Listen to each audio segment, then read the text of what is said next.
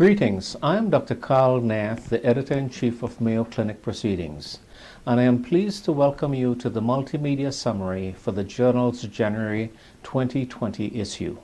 There are 4 articles that have been selected as our Editor's Choice or Highlights articles this month. Our Editor's Choice is the next contribution to the thematic reviews on vaccines entitled Vaccination of Adults in General Medical Practice. The article is authored by Dr. Paul Hunter from the University of Wisconsin in Milwaukee and colleagues from Emory University in Atlanta, Georgia, and the University of Los Angeles in California. The success story of vaccination is a striking example of the time-honored adage that an ounce of prevention is worth a pound of cure. Milestones in the story of vaccination are also compelling, based as they are on astute clinical observations and clear scientific reasoning. Edward Jenner noted that dairymaids previously infected with cowpox became immune to smallpox and then demonstrated in 1796 that inoculation with cowpox conferred resistance to smallpox. Smallpox not only holds a special place in the early history of vaccination, but also has the distinction of being the only infectious disease globally eradicated because of vaccination. Since Jenner's time, vaccination has triumphed against many other infectious diseases. In October 2019, under the editorial leadership of Dr. Priya Sampath Kumar, Mayo Clinic Proceedings began a thematic review series on vaccination. In her editorial introducing this thematic review, Dr. Sampath Kumar outlined the history of vaccination, its success, and the threat posed by the anti-vaccine movement. This thematic review series thus far has discussed vaccines for healthcare personnel and international travel, and Zika vaccine development. In the present issue of Mayo Clinic Proceedings, Hunter et al. Review vaccination in adults, focusing on influenza, pneumococcal, hepatitis A and B, human papillomavirus, and zoster vaccines. This team of experts participates in the Advisory Committee on Immunization Practices, the body that reviews the use of vaccines in the United States with special attention to efficacy, safety, and indications. This advisory committee makes recommendations to the Director of the Centers for Disease Control and Prevention, CDC, which then leads to CDC's official position. The discussion by Hunter et al. On influenza encompasses such salient considerations as the epidemiology of influenza, how vaccine strains are selected, the types of available vaccines, and the basis for the timing of vaccination, age and other determinants of response to vaccination, and the current recommendations regarding the significance of egg allergy. In discussing pneumococcal vaccination, Hunter et al. Highlight the 2 available vaccines which are different in composition and may have age-specific and risk-specific indications. Hunter et al. Review recommendations for tetanus, diphtheria, and acellular pertussis vaccine in general, and in pregnancy in particular, as this provides an effective and safe way of preventing pertussis in neonates. The indications for vaccination against hepatitis A and B and human papillomavirus are discussed. Points of special consideration include the availability of a newer hepatitis B vaccine that requires only 2 doses over 1 month, and that vaccination for human papillomavirus is most effective at preventing human papillomavirus-associated cancers when given in early adolescence. As regards herpes zoster, the recombinant inactivated zoster vaccine, as pointed out, is preferable to the live vaccine as it's much more effective. In the second part of the article, Hunter et al. Emphasized the need to increase rates of vaccinations in adults. An essential approach is to assess vaccination status at each clinic visit, to offer needed vaccines or refer elsewhere for vaccination, and to participate in state registries. Hunt et al. Delineate the specific challenges that impede vaccination efforts. These include patient perceptions, vaccine hesitancy, and process-related issues at clinics and healthcare systems. Vaccine advocacy by clinicians at regional, state, and federal levels provide an important strategy in increasing rates of vaccination. Hunter et al. Are to be applauded for their timely review on these specific vaccines and for their broader call for clinician involvement in and advocacy for strategies aimed at increasing rates of vaccination. The importance of vaccination in promoting global public health is exceeded only by a supply of clean water. Safeguarding and augmenting rates of vaccination is thus a national and global imperative. Our first highlight is on two articles focusing on diabetes and chronic kidney disease. The first is an original article entitled A Safety Comparison of Metformin versus Sulfonylurea Initiation in Patients with Type 2 Diabetes and Chronic Kidney Disease, a retrospective cohort study. It is authored by Mr. Reed Whitlock from Seven Oaks General Hospital in Winnipeg, Manitoba, Canada, and colleagues from other Canadian universities. The second is an original article entitled Outcomes for Inappropriate Renal Dose Adjustment of Dipeptidyl peptidases 4 inhibitors in Patients with Type 2 Diabetes, a population-based study. It is authored by Dr. Sangmo Hong from Hylam University Dongtang Sacred Heart Hospital in Hwangju-si, Republic of Korea, and colleagues from other universities and hospitals in Korea. Type 2 diabetes is a major risk factor for chronic kidney disease, and when the latter occurs, the outcomes for patients with type 2 diabetes are considerably worsened. Such adverse effects of chronic kidney disease are largely imposed because chronic kidney disease and uremia further augment the already increased risk for cardiovascular diseases in type 2 diabetes. And diabetic chronic kidney disease is often a progressive process that culminates in end-stage kidney disease. The occurrence of chronic kidney disease also significantly influences glycemic control. First, chronic kidney disease reduces cellular sensitivity to insulin and impairs the catabolism of insulin by the renal proximal tubules, effects that may predispose to hyperglycemia and hypoglycemia respectively. And second, the metabolic clearance of several oral antihyperglycemic agents is decreased with declining kidney function. In the present issue of Mayo Clinic Proceedings, two studies address the use of oral antihyperglycemic agents for type 2 diabetes in the setting of chronic kidney disease.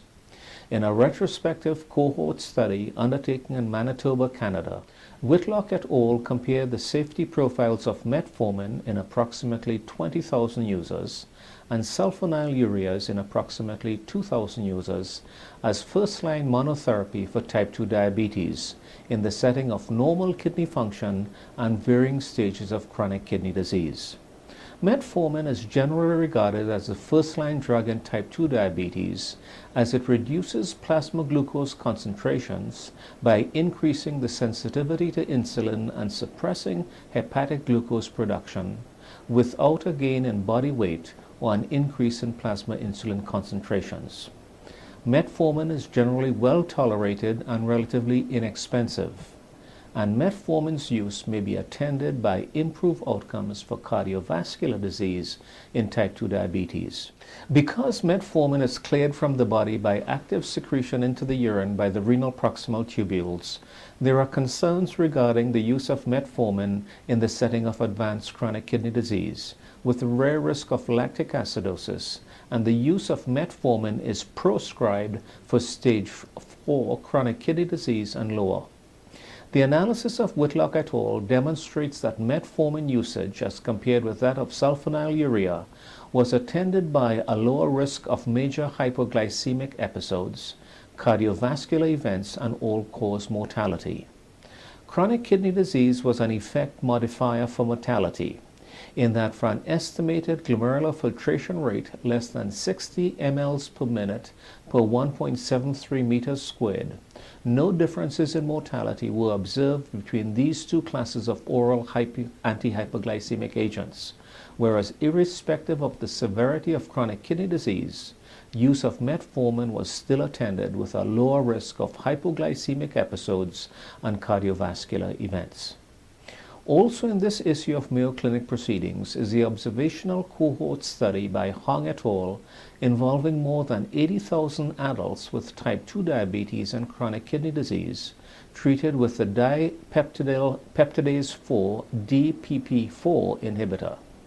This study utilized the Korean National Health Information Database, and DPP4 inhibitors were prescribed either as monotherapy or in conjunction with other oral antihyperglycemic agents. The essential conclusion was that a significant number of patients on DPP4 inhibitors received dosages that were excessive because of accompanying chronic kidney disease, and that such inappropriate dosing of DPP4 inhibitors in patients concomitantly treated with other oral antihyperglycemic agents was associated with an increased risk for severe hypoglycemia, visits to the emergency department, and mortality. Both these studies thus underscore the common theme that underlying chronic kidney disease can significantly influence outcomes in patients with type 2 diabetes treated with oral antihyperglycemic agents. The study by Whitlock et al. Concludes in favor of the use of metformin over sulfonylureas in chronic kidney disease, while the study by Hong et al. Calls attention to adverse outcomes in chronic kidney disease with inappropriate dosing of DPP4 inhibitors when used with other oral antihyperglycemic agents. Our third highlight article is a review article entitled Acute Myocardial Infarction in Young Individuals. The article is authored by Dr. Rajiv Gulati and colleagues from Mayo Clinic, Rochester, Minnesota.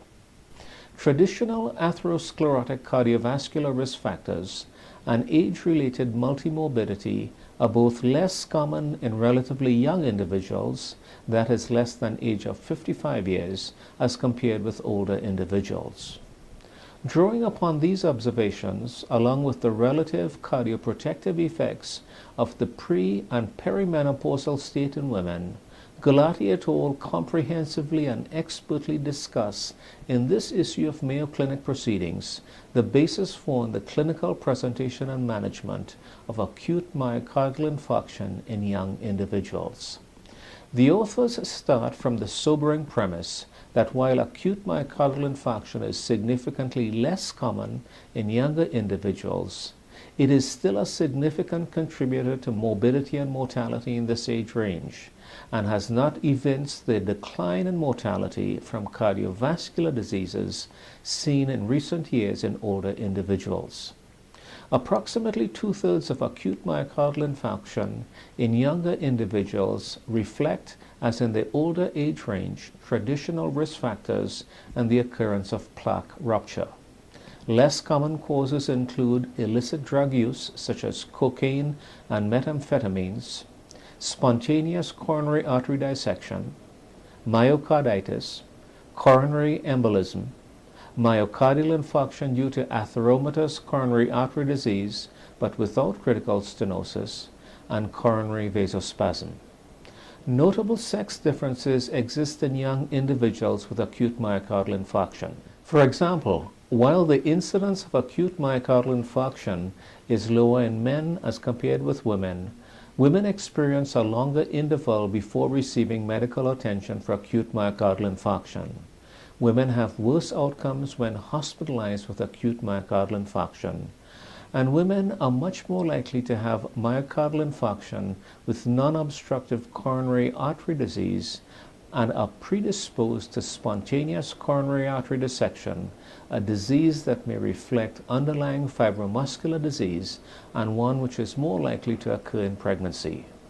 Galati et al. Comprehensively discussed the management of various types of myocardial infarction in young individuals, which range from management of myocardial infarction, where the approach is broadly agreed upon, for example, current management guidelines for acute myocardial infarction due to traditional cardiovascular risk factors, to myocardial infarction, where management is surrounded by considerable uncertainty, for example, spontaneous coronary artery dissection.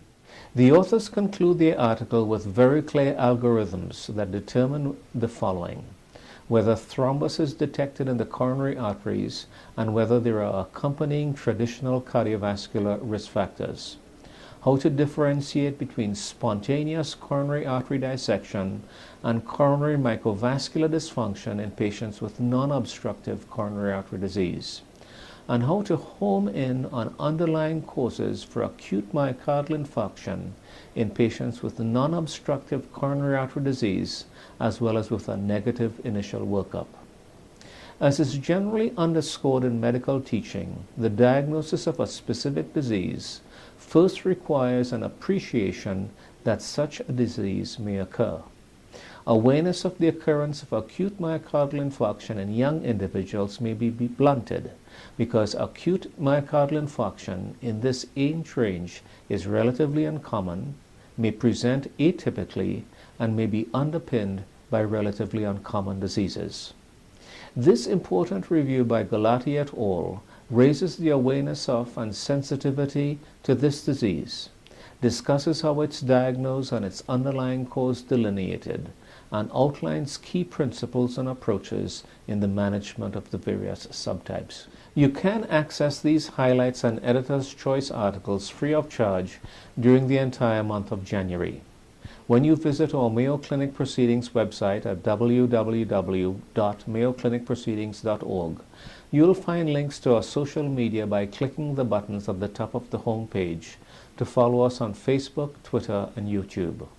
On our YouTube channel, you'll find full-length author interviews called Insights, 60 seconds video article synopses, and our Mayo Clinic Proceedings fireside chat recordings, which are available from our website on our home page as well as through iTunes. You will also find our online-only feature, Pioneers and Legends in Medicine, which are video interviews of people who have made a strong impact in their field of study. You will see many news stories on our website that are based on articles published in Mayo Clinic Proceedings. And finally, you will see other free content and articles published online ahead of print. As always, we greatly thank you for your interest in and your support of Mayo Clinic Proceedings. We hope you found this presentation from the content of our website valuable. Our journal's mission is to promote the best interests of patients by advancing the knowledge and professionalism of the physician community. If you are interested in more information about us, our homepage is www.mayoclinicproceedings.org. There you'll find access to information for our social media content, such as additional videos on our YouTube channel or journal updates on Facebook. You can also follow us on Twitter. More information about healthcare at Mayo Clinic is available at www.mayoclinic.org. This video content is copyrighted by Mayo Foundation for Medical Education and Research.